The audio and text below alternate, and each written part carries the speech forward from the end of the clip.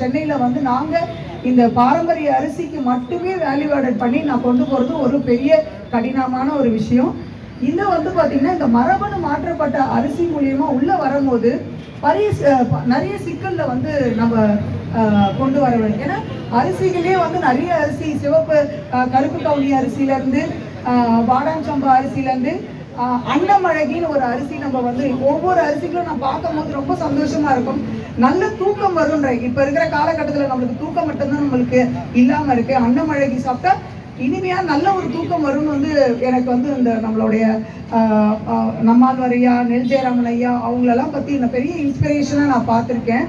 நம்மளுடைய சிவாஜி சாரும் வந்து பார்த்திங்கன்னா நிறைய ரகங்கள் அரிசிகளை வந்து டிஸ்பிளே பண்ணி அவங்க வைக்கும் போது இந்த ரகங்களை எடுத்து இதுல என்ன பெனிஃபிட் இருக்கு, இதுல என்ன நார் சத்து இருக்கு, இதுல என்ன புரத சத்து இருக்கு, இந்த மாதிரி ஒரு விஷயத்த நம்ம வந்து டெஸ்ட் பண்ணி மக்களிடையே சொல்லணுன்றது என்னுடைய விருப்பம். நிறைய காலேஜஸ்லாம் வந்து நம்மளுடைய பாரம்பரிய ரகங்களை வந்து டெஸ்ட் பண்ணியிருக்காங்க. எத்ராஜ் காலேஜ்ல, கேவிகே காட்டுப்பாக்கத்துல, இந்த மாதிரி இடத்துல நீங்க பாத்தீங்கன்னா நம்மளுடைய பாரம்பரிய ரகத்தையும் ஒட்டு ரகத்தையும் வெள்ளை அரிசியும் வந்து பாத்தீங்கன்னா அதோடைய ரெண்டு ரகங்களுடைய டைவர்சிட்டி, அதாவது ரெண்டுத்துக்குமே வந்து என்ன வந்து அதிகமான ஒரு ஊட்டச்சத்து இருக்குதுன்றதை டெஸ்ட் பண்ணியிருக்காங்க.